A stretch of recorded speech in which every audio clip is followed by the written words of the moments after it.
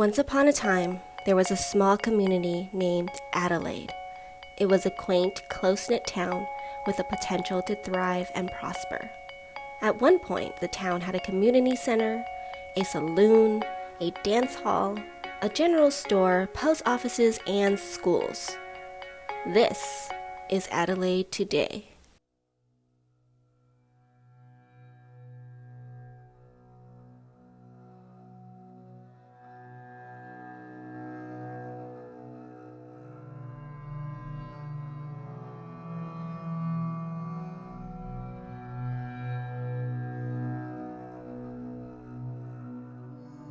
What happened?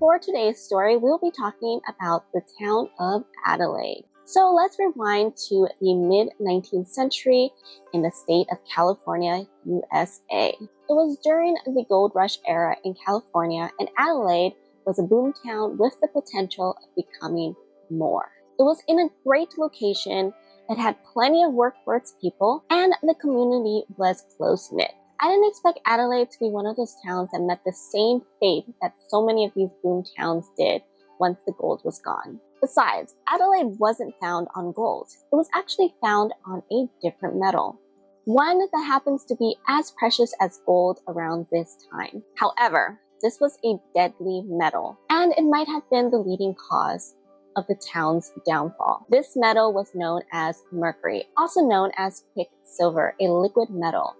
This was the town's bread and butter. So let's start at the very beginning, when Adelaide was first created. Who were its first settlers? What was life like? When did the first tragedy strike? And what is left from the aftermath? And also, why did my friend wanted to come here in the first place and drag me along? So today we're actually going pretty far from where we usually roam around at. About 150 miles all the way down to Paso, Robles, because Nick told me there's a haunted cemetery that I just had to visit, so yeah, we're gonna go check it out. So the community at Adelaide started booming around the 1800s in the state of California. Guess what was happening around this time? Bingo, the Great Gold Rush. The gold was discovered in 1848. But the Great Migration didn't start until the next year, 1849, when word got out that there was this huge golden mother lode in the hills of California and that everyone can get rich. At least that's what the newspapers were saying. Yes, people did get rich. However, the majority of the people that came here actually found the opposite. So you were either in two different categories. One, you did get rich, or two, you didn't. However, California was a complete blank slate for the country of the United States. It was new territory, so whoever came here had a fresh start in life. So around this time, California went through probably its biggest shift in history, mainly due to how quick the changes happened, especially with how many people migrated here, not only from the United States, but also from other parts of the country, such as South America and Asia. Unfortunately, the changes were detrimental to the life that was already here in California. There was a lot of death, a lot of territorial changes, and a lot of environmental changes. And not for the better for those that were already here. However, it was a huge step forward for the country. Boomtowns were sprouting left and right, and a few filled up with thousands of people within a few short years. Adelaide is located in the Cooley Hills, close to today's famous wine country of Paso, Robles. Originally, it was nothing more than a way station, where travelers would stop to rest and regroup. The first people to set roots in Adelaide was in 1917 by homesteaders who found that the soil in the area was rich for farming, and proof that that still exists today because the area around this place is just full of vineyards as well as farmland. Then in 1968, Adelaide became a mining town with the opening of Clow Mine, and the metal this mine was unearthing was not gold, but a fascinating metal known as mercury. The only metal that at room temperature is in liquid form. The town mine produced nearly 18,000 flasks of mercury by 1940. And then with the opening of the nearby Buena Vista mine in the 1900s, Adelaide was one of the state's top producers of mercury, adding another 15,000 flasks. Together, the mines produced about 2 million or 91,000 kilograms of mercury. Before the mines were shut down in 1970, they were the largest mercury producers in Slough County. So mercury was a highly sought after metal in California around this time, right after gold. And that was because mercury was a helpful metal to miners to separate gold from other sediments. Well, I didn't know myself, but after doing a little research and kind of paraphrasing, hopefully I paraphrased this correctly, but it happens that mercury in a liquid form would cling onto gold, no matter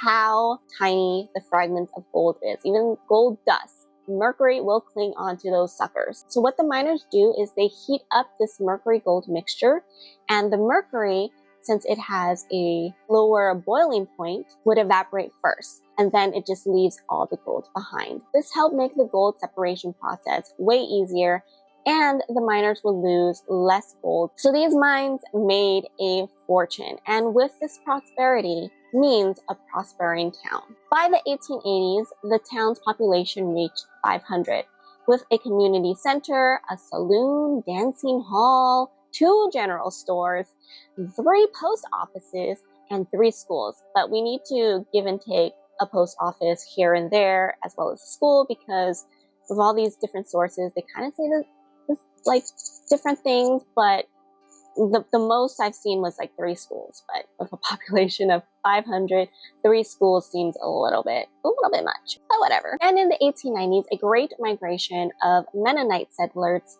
added to the growing population.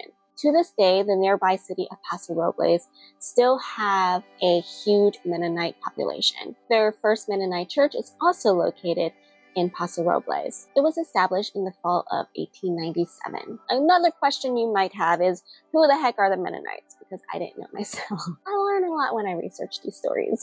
So in simpler forms, Mennonites were created during the Catholic Radical Reformation of the 16th century. They are another branch of Christianity.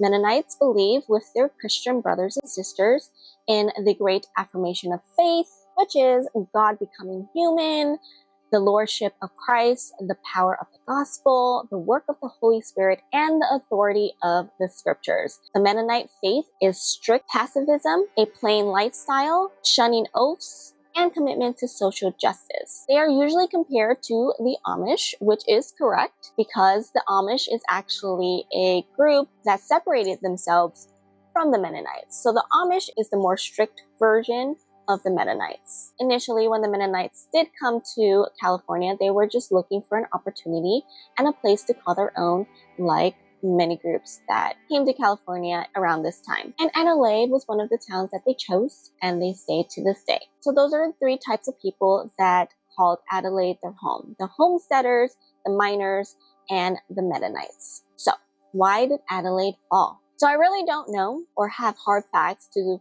concretely say this is why Adelaide is no more. But I do know that the town had a horrible episode of diphtheria outbreak around World War I time frame. Diphtheria is known as the strangling angel. It is a bacterial infection that affects the mucous membranes of the throat and the nose. The most visible and common symptoms of diphtheria is a thick gray coating on the throat and tonsils, causing the infection to have difficulty breathing. Fortunately, today we do have a vaccine for it, but before the vaccine, it was a very common cause of disease and death in children. The Adelaide Cemetery, one of the few locations left of the town, you will find that there are a lot of children buried there who died from this bacterial infection. All right, guys, so we're here and let me do it again. Okay. All right, guys, so we have arrived and we parked right in front of the gate. Right in front. You don't need to add. The Adelaide Cemetery is one of the few locations left of what was a thriving town. It is open to the public during daylight hours. So let's learn more about the cemetery and its secrets. It is a cemetery built on a hill, so there are a few tiers that you can climb. And the first person to be buried here was a woman named Mary K. Burnett, who was the wife of Wesley Burnett, and she died in January 1878. Her grave can be found in the upper levels of the cemetery. One of the family names that you will see a lot of, they have a huge plot, is the Dubois family. Auguste and Pauline Dubois arrived from France in 1882. Auguste was a blacksmith back in France, but when he came to Adelaide, he became a postmaster. And he also ran a general store and co-founded the Adelaide Rural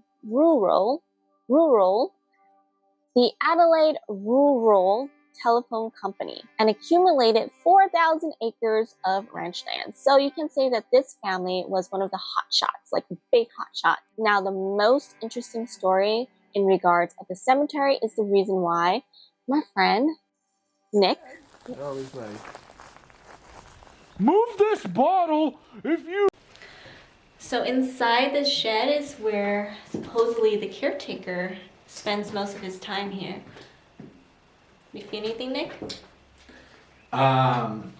Potential asbestos and a nice bench. Talk to the ghosts. Also known as California Creepypasta. I'll leave his info in the info box if you're interested.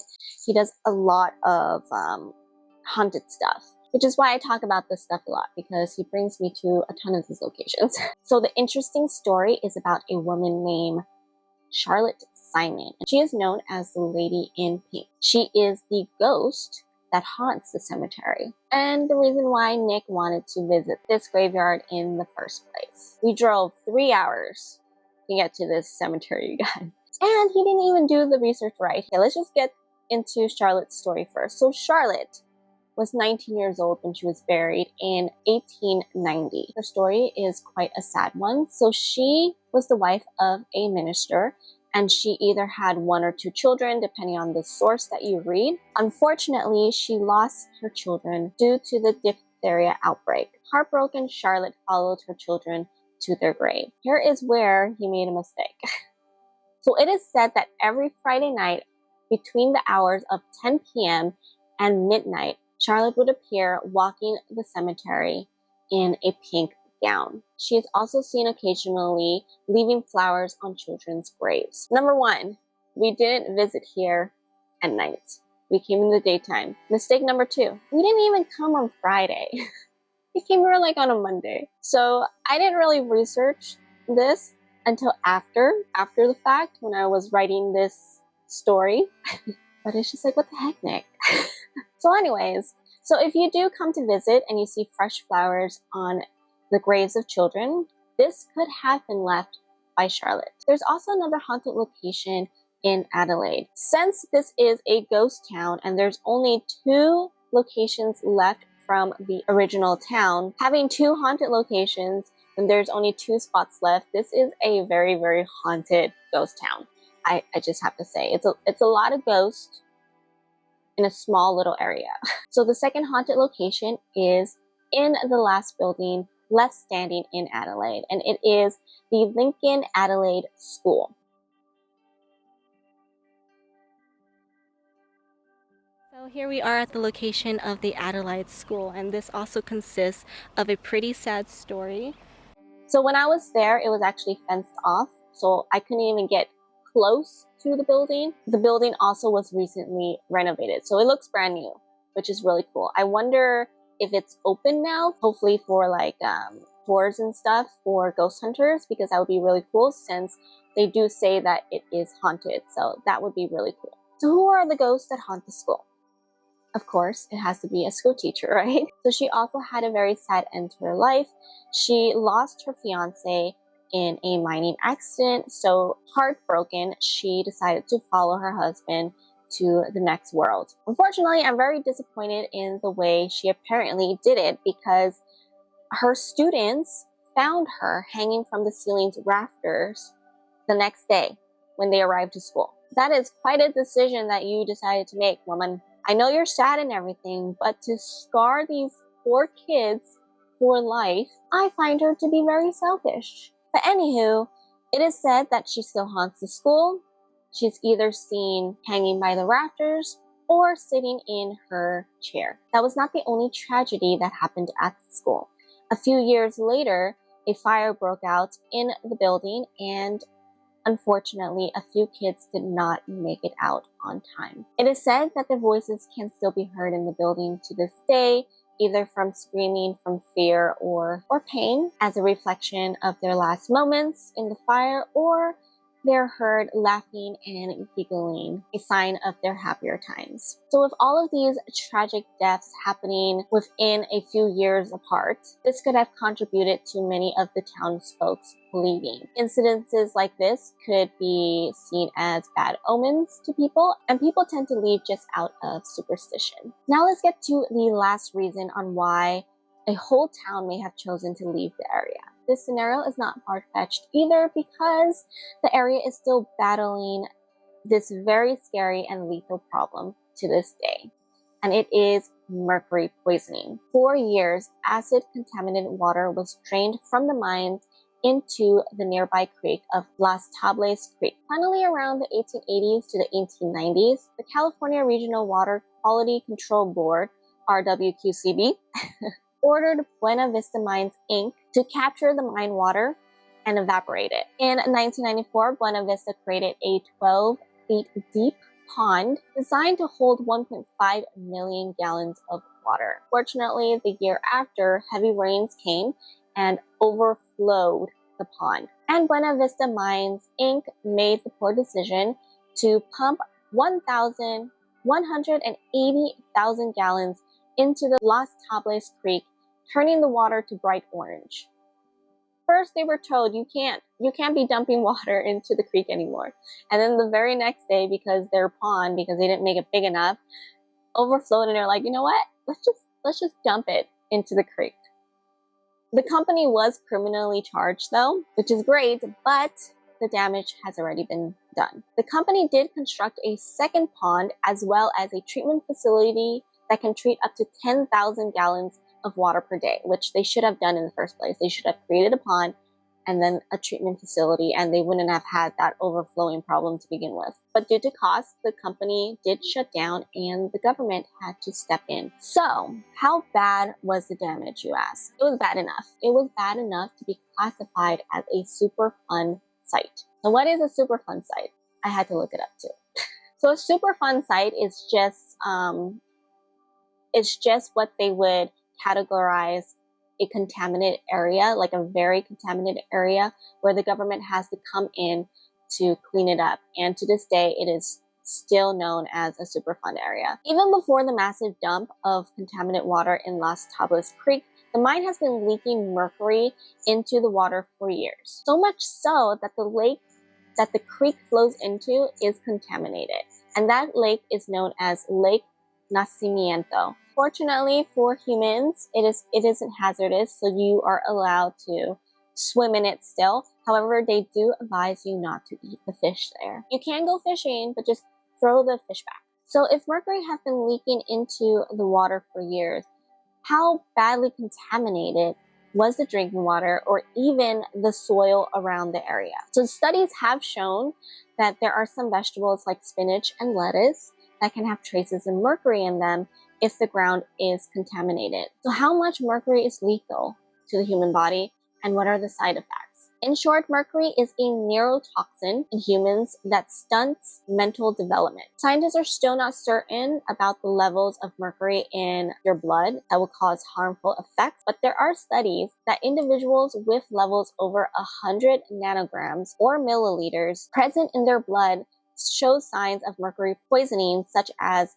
poor muscle coordination, tingling, and numbness of the fingers and toes. For children to be infected, levels can be as low as 30 to 40 nanograms or milliliters. An individual with levels up to 200 nanograms or milliliters is fatal if not treated immediately. However, you're going to be so messed up anyways. And all of this is only the immediately short-term effects of mercury poisoning. The people of Adelaide could have been slowly poisoned, and the effects on their body wouldn't appear until years later. Combining all of these misfortunes together, it is enough to break a village. It was too much loss, too much hardships, and frankly, it is enough to make people believe that the land is cursed. And the only way out was to leave, at least living, that is. So what is left at Adelaide today is the graveyard and the school, both occupied by the resident ghost. Some sources say that there are other ghosts in the cemetery that are pranksters, like stealing your car keys. These pranksters are said that they don't particularly enjoy visitors, but they will tolerate your presence. So be respectful when you're there, or they'll take your car keys. And that is the story of the town of Adelaide. I hope you enjoyed it. I hope you found it interesting. It was a really, really fun trip, even though it was a long day. I actually ended the day at a beach. It also has its own little legend about a monster, like a sea monster washed up in shore back in like the 60s or something. It turns out to be the carcass of a whale, but there's that. But yeah, overall, it is a very, very wonderful, wonderful trip. Paso Robles itself is a really cute little town full of vineyards. The downtown area is really cute as well, so I do highly recommend you visiting. And if you're into the paranormal, then Adelaide is a great place to do a ghost investigation. So that is it for today. I hope you enjoyed it, and thank you guys so much for listening. Bye! If you enjoyed this story, please leave a like and hit that subscribe button and bell notifications to know the second I upload my next video. And if you have a story for me to explore, please leave it in the comment section below. I would love to go explore that further. Have a wonderful day, everyone, and keep exploring.